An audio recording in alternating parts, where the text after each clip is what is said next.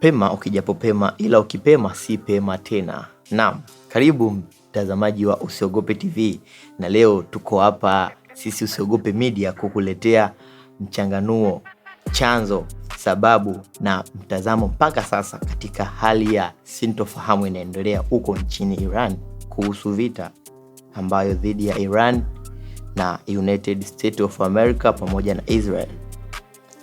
Kwa miaka mingi nchi ya Iran imekuwa katika mvutano mkali wa kisiasa na kijeshi na nchi za Magharibi pamoja na Israel. Mvutano huo umeongezeka na kufikia hatua ya mapigano ya moja kwa moja mwaka 2026 baada ya mashambulizi ya pamoja ya United States na Israel dhidi ya Iran. Vita hii imeibua hofu kubwa duniani kwa sababu inaweza kuathiri uchumi wa dunia na usalama eneo lote la Mashariki ya Kati. Je, nini ambayo ni sababu?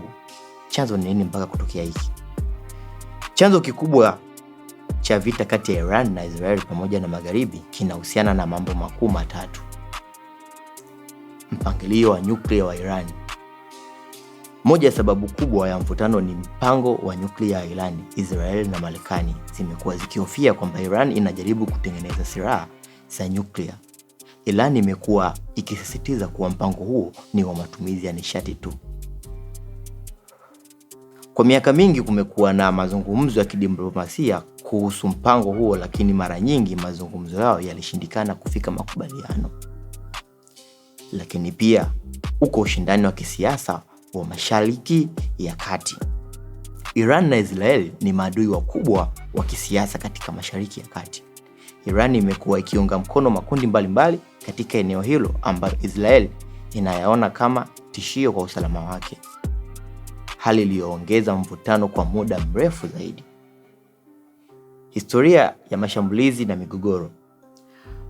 Kuanzia mwaka 2024 hadi 2025, Iran na Israel walishambuliana mara kadhaa kwa makombora na mashambulizi ya kijeshi. Mapigano hayo yalizidi kuongezeka mwaka 2025 wakati kulipotokea vita fupi kati ya pande hizo. Tukio lilosababisha vita vya 2026. Vita vilianza rasmi tarehe 28 Februari 2026 baada ya mashambulizi makubwa ya anga yaliyofanywa na Israel kwa kushirikiana na Marekani dhidi ya maeneo ya kijeshi na miundombinu ya Iran. Operation hiyo ilijulikana kama Operation Lion's Roar. Katika mashambulizi hayo, viongozi wa juu wa Iran waliuawa, akiwemo kiongozi mkuu wa nchi hiyo, jambo lililosababisha Iran kujibu kwa mashambulizi ya makombora na ndege zisizo na rubani dhidi ya Israel na vituo vya Marekani katika eneo hilo. Je, vita imefikia wapi mpaka sasa? Kwa mujibu wa taarifa za hivi karibuni za habari, vita bado vinaendelea huku pande zote zikishambuliana. Baadhi ya mambo yaliyotokea mpaka sasa ni pamoja na mashambulizi makubwa ya anga dhidi ya mji na vituo vya kijeshi ndani ya Iran. Irani kurusha makombora na drones dhidi ya Israel na nchi washirika wa Marekani. Irani kuweka mabomu ya majini katika Strait of Hormuz, njia muhimu za usafirishaji wa mafuta duniani. Ripoti zinaonyesha mamia hadi maelfu ya watu wanaathirika kutokana na mashambulizi hayo na miundombinu mingi. Je, unahisi athari hizi zitatokea Iran tu? Hapana.